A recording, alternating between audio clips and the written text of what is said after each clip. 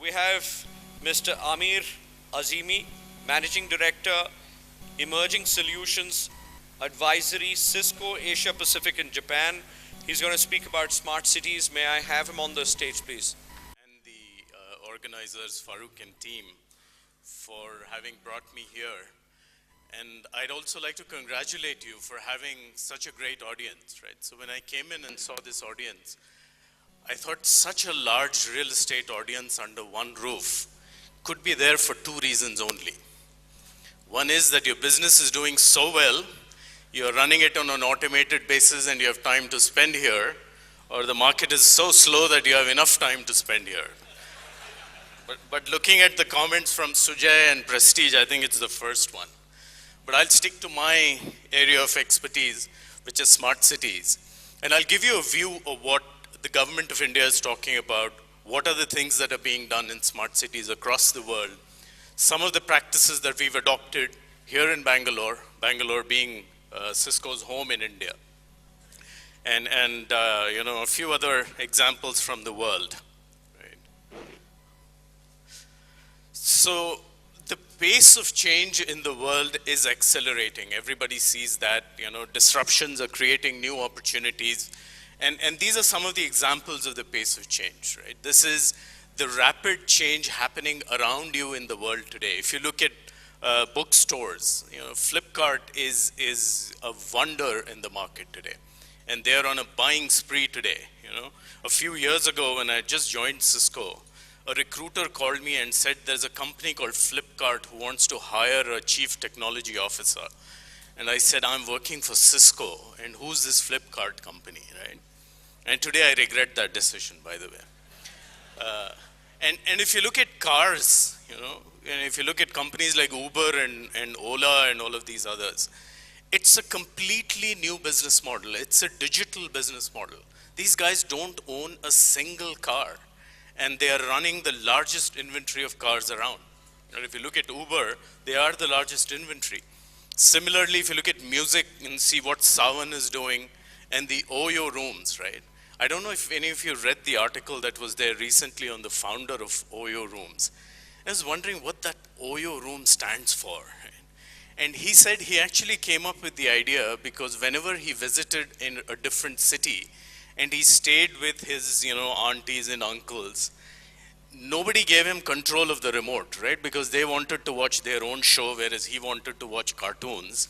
So he came up with this concept, and OYO stands for on your own, which means I control my own remote, right? So what a beautiful concept. And if you look at how that industry is doing, worldwide, you see that there is another model there. But in India, this Oyo room has really taken off, right? And there are various other examples that I'm not going to spend too much time on. But if you look at what is happening in the digital industry today, in the real estate world, what we think is this is just the beginning of a tsunami of things that are going to happen, right? We believe that in the next few years, every company in the world will become a digital company. You've seen an example of what my good friend Sujay talked about from Kolte Patil, right? Every company is going to be doing business from a digital perspective in the next few years, right? And this is just the beginning. Cisco actually did a research recently where we said only 99% of the world's things are connected to the network. So imagine what is going to happen as more and more things get connected to the network, right? You're talking about doing remote viewing of properties. There's a company in California which has invented a little digestible sensor which they've put in pills, and the patient wears a band, and if you don't take the pill at a particular time, it actually sends an alert to your doctor saying this person hasn't taken his pill, right? So have you heard the term Big Brother is watching? So this is Big Brother actually in your tummy, right? So that's how technology is going to move. And if you look at smart cities itself, the other angle of change that is happening, how many people are moving into cities around the globe currently, right? There was a study which says in India itself, there are roughly about 26 people moving every hour from rural areas into urban areas. Now that is an opportunity and a challenge both, right? It's a challenge for people who are living in those cities, because there are a lot of international audiences here today. Every city today around the world is crumbling at the seams from an infrastructure perspective, right? How do you keep up pace with that kind of people moving in? But it's an opportunity for the real estate developers in the audience, because you have a lot more work to do to try and accumulate or assimilate rather all of those people into the areas that we are talking about, right?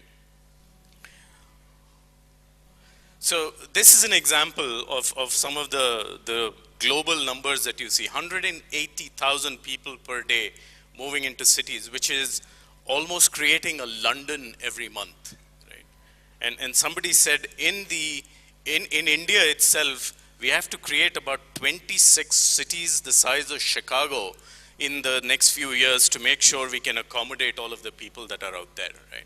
590 million people, now 590 million people living in Indian cities by the year 2030. These are staggering numbers, but then again, there is a lot of hope in terms of how technology can come in and play a role trying to solve some of these problems. And if you look at some of the urbanization challenges around the world, and these challenges are not just restricted to India, right? You could go to any place in the world, you will have these challenges. London has a traffic problem, Singapore has a traffic problem, but they're trying to address it in their own ways, right? And cities, what they've done traditionally is they've used technology, but they've used technology within their own silos. Today, if you go to any government department within India, they seem to have some sort of an e-governance program, right? How many of you paid your BBMP taxes or the others using an online platform, right? So simple to do it. But the challenge is, if there is anything else you want to do with that, then the challenge begins there, because no two departments in any government are talking to each other today, right? And when we started talking about this, and I looked at it and I said, there's a lot of ground we have to cover in India. But then I saw an example from the city of Singapore. And that example said that if there is a piece of paper which falls on one side of the road in Singapore, in Singapore also the footpaths are managed by a separate authority, the road is managed by a separate authority, the park is managed by a separate authority. So if you lodge a complaint and say there's a piece of paper on the footpath, there's a gentleman who will come in there to fix that problem, and the wind blows and the piece of paper goes onto the park side, he says, I don't see a problem here, and he'll walk away, right? And as an Indian, I said, okay, that's not bad. If Singapore has a problem like that, we are still okay, right? Yeah. So the idea is that we have to fix these by each of these departments coming together and starting to talk to each other, right? And technology provides a great way of doing that. And some of the key benefits when we talk about using smart city type features and smart city type applications around the world, it is most important for the cities to start looking at bringing all of these different aspects that you see on the picture here together, right? What we are seeing today in most of the cities is they're picking one area and trying to solve that. And from a smart city perspective, we are saying that is not how you create a smart city, right? You have to look at creating, better parking facilities, better lighting from a technology perspective, manage waste properly, right? Waste is such a big problem here. We did a pilot in Barcelona, and this is working very well, where you see those garbage sensors there, the garbage bins there rather, they have sensors embedded into them, right? So if the garbage actually rises above a level, a threshold level, it sends a message out to the garbage contractor saying, come pick this up, right? And if the garbage actually smells awful, even if it is not full, it sends another alert saying, it might not be full, but it smells bad, come pick it up, right? So those are things which are helping some of the Western cities a lot in terms of managing their waste better, right? And a lot of other examples of how, cities are doing things. I want to spend some time on parking. Parking is a big issue anywhere, right? Bangalore is no exception to that. There was a case study done in I think about 3-4 years ago in the city of Paris. And that case study said, on an average, a person living in Paris spends 5 years of his life looking for a parking spot. That's the city of Paris. Now try translating that to Bangalore. You'll probably say 15 years of your life looking for a parking spot, right? So we started looking at that and said, if you solve that problem and provide ample parking facilities to people, then you're giving them 5 years or 10 years of their life back, right? I challenge you, if you go to Commercial Street in Bangalore at any given time of the day, almost 40 to 50% of the cars driving on Commercial Street are people looking for a parking space, right? And if you were to solve that, you would taken away 40 to 50% of the traffic on Commercial Street, right? Same thing on MG Road and some of the other areas, right? So if you try and solve those problems, and what we've done in the city of San Francisco in the US, the city has actually connected all of the parking spaces. They've put sensors in all parking spaces, and it provides information. It's actually selling that information to businesses who are operating on those streets, right? So if you were to book a table for two, let's say, at a particular restaurant, the restaurant says, yes, I have you booked from 6 p.m., but from 5:45 till about 7:30, I'm going to block a parking spot right outside my hotel for you. Now look at the kind of customer service that provides, right? You would be happy to pay a premium on top of that, right? So cities are leveraging this information to actually get a lot more money. In Western cities, after taxes, if you implement smart parking, that is the number 2 revenue generator for a city, right? So it's a problem which really needs to be looked at and solved, right? And when we are talking to various governments within India for trying to solve some of these problems put together. But the future vision is that everything in the city is connected on the network. Everything in the city is smart from that perspective, right? And everything is coming together to one single operating center, an integrated operation center as we call it, and managed from there. Barcelona is an example that has been beaten to death when it comes to smart cities, right? I'm sure if any of you have attended any smart city conference, you've heard the word Barcelona like 10 times, right?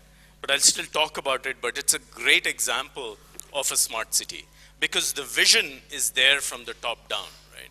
The mayor himself is very excited about it, and he says we are obsessed with building quality of life for our citizens. And if all of our mayors get to think like that, and I think the future of our cities will be very different. And that's another problem that I like to point out, right? If I go to any Western city, go to Barcelona and say, who's responsible for running this city? The mayor will raise this hand. You go to Bangalore and say, who's responsible for running this city? There'll be either 10 departments who will raise their hands or nobody will raise their hand, right? So there's no single power vested with managing a city today in India. But I'd like to congratulate the government of India because the vision that they've put together on the smart cities mission, they've actually talked about having one special purpose vehicle which will be vested with the authority of running that particular city, right? So these are some figures of how Barcelona has benefited from being a smart city. I'm not going to dwell upon those numbers, but they are there for you to see. What I want to do is show you a couple of other examples, right? This is an example which is near and dear to my heart because I've worked on this from the very beginning of the project. This is the Delhi-Mumbai Industrial Corridor in India. For those of you who are not aware of this, it's almost a $90 billion project where they're creating almost a 1,500 kilometer long goods train corridor from Delhi to Mumbai. And the government wants to create about 24 new cities around that, right? And there were 5 cities which were chosen as smart cities. And we've actually developed the entire blueprint, a technology blueprint for 4 of those cities, right? And that is something that we are extremely proud of. And I will tell you that in the future, on this Delhi-Mumbai Industrial Corridor, you will see some very nice smart cities in India coming up. So the future looks very bright. The other examples in Songdo in Korea, etc., I'm not going to go deeper into that.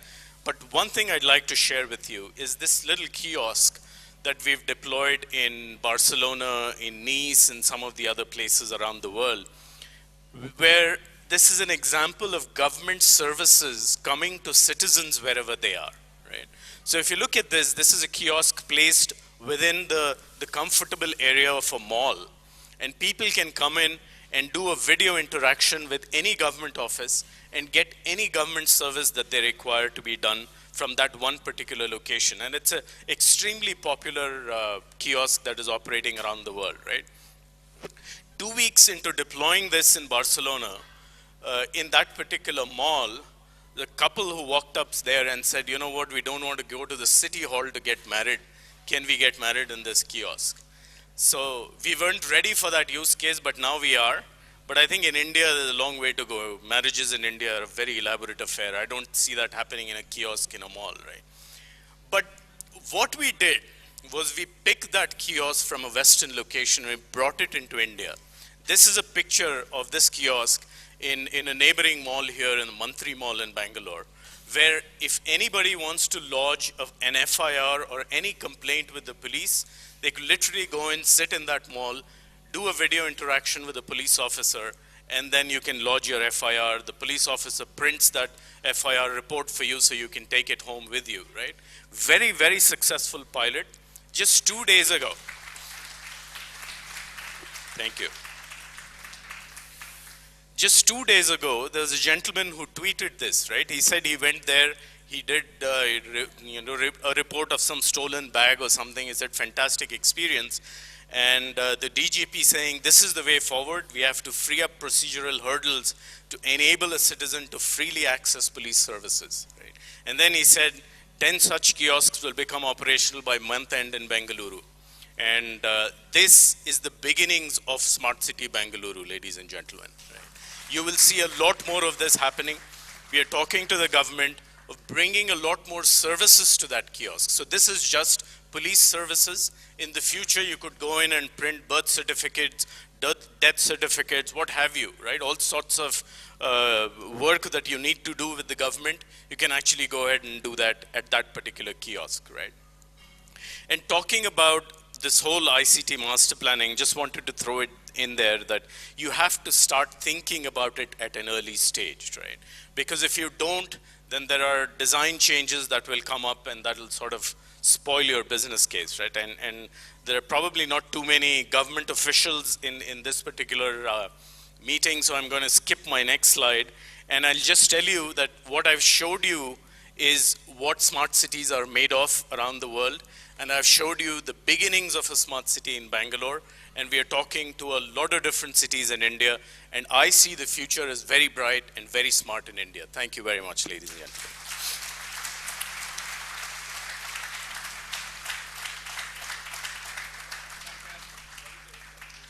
Thank you very much. This has been really pleasant and a pleasure hearing you.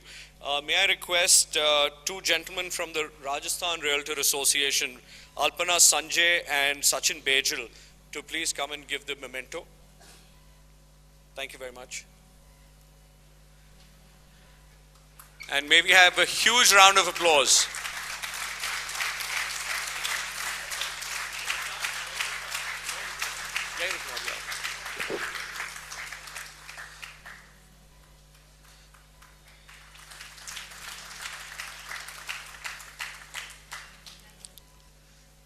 Thank you very much. Thank you, everybody. So this was all about smart cities, but what we are going to do is we have something further that is very smart as well, and that is our association from Mumbai. Please give SMART a very big hand. May I have both Shyam and along with Shyam we'll have, Vipul. Shyam and Vipul, please join us onto the stage and they'll give a little presentation on a forthcoming convention that they have. Thank you very much. Good evening, friends. Conventions are made for few things. Most important thing of that is brand building, which is what SMART has been doing ever since they got associated with NAR India. The second thing very important is to make a revenue generation for the association. And third and most important is to build up the image for the realtors, the members of the association. We have been experiencing the beautiful convention held by BRAI, and we congratulate them for that. We'll continue the legacy. SMART has been doing such exhibitions, biennial, in Mumbai, South Mumbai. And on 1st, 2nd, 3rd and 4th, we have a convention cum property expo organized by South Metro City Association of Realtors, Mumbai. I have with me Mr. Vipul Shah, who is a convention chairman, who would just take 2 minutes to explain you and take you to the program and invite you all for the program. Thank you very much. Hello NAR family, how are you doing? Okay, this is something very, very exciting coming up in Mumbai from 1st to 4th of October 2015. 1st October is going to be the biggest networking opportunity in Mumbai, where we are expecting around 1,200 delegates to attend, and the venue is going to be one of the most beautiful venue, Dome at NSCI. And we are expecting interesting panel discussions, motivational speakers, knowledge sessions, and you name it and we have it. And followed by this, to add spice to this, we have, for the first time ever, any realtor body organizing a property expo. We're going to have a huge property expo on 2nd, 3rd, and 4th of October, based in South Mumbai at the same NSCI Dome venue. And we are expecting most reputed players, not only from Mumbai, from developers from Bangalore, Pune, Nashik are also going to be part of this.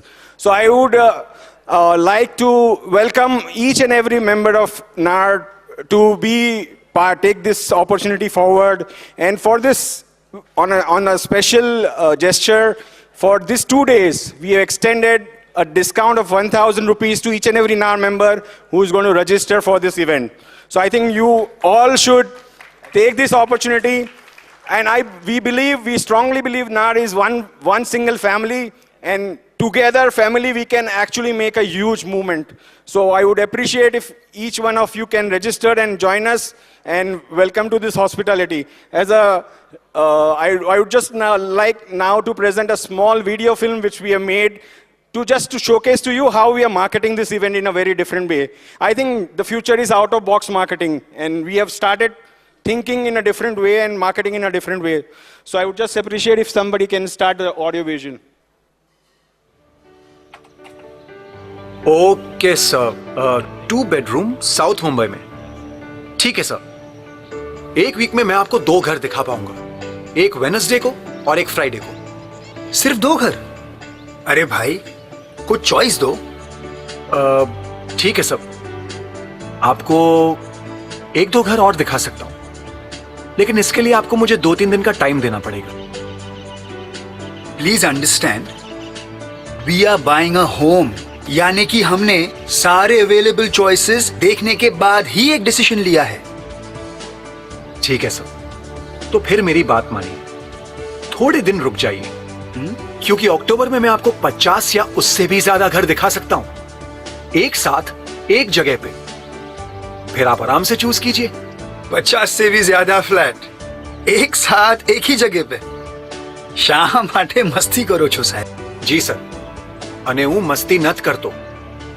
South metro city association of realtors पहली बार south Mumbai में एक property expo करने जा रहे हैं. ओह, smart property expo 2015, जो होने वाला है डोम एट NSCI वर्ली में on 2nd, 3rd and 4th October.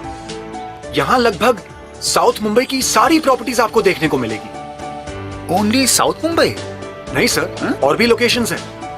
Western suburbs, central, Navi Mumbai, थाने, मुलुंड. अच्छा. और इन्वेस्टमेंट पर्पसेस के लिए सेकंड होम डेस्टिनेशंस जैसे Pune, Nashik, Bangalore. Second home destinations as an investment sounds good.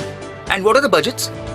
Sir, and use के लिए 2 करोड़ से लेकर 100 करोड़ तक की रेंज मिलेगी, और इन्वेस्टमेंट पर्पसेस के लिए 25 लाख से लेकर 10 से 12 करोड़ तक की रेंज मिलेगी. स्मार्ट. सर, स्मार्ट मैं नहीं, स्मार्ट प्रॉपर्टी एक्सपो 2015. और मैं तो 1 अक्टूबर को ही पहुंच जाऊंगा वहां पर, क्योंकि स्मार्ट रियल एस्टेट कन्वेंशन होने वाला है. अरे वाह, हम भी वहां आएंगे. Smart property expo 2015. We're definitely coming. Sounds fabulous. Great sir, Really wonderful, yeah? Thank you. मैं और मेरे कस्टमर्स आ रहे हैं स्मार्ट प्रॉपर्टी एक्सपो 2015 में, और आप आ रहे हैं ना? शेयर कीजिए न्यूज अपने फ्रेंड्स के साथ, और मैं आपको मिलूंगा वहीं. स्मार्ट प्रॉपर्टी एक्सपो 2015 में। See you there.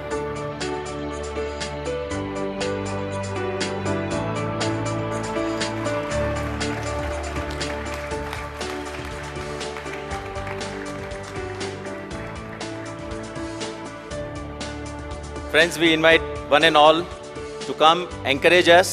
You are part of our family. We are family together. Please encourage us and let us do together. Thank you very much, Brai, for giving us this opportunity.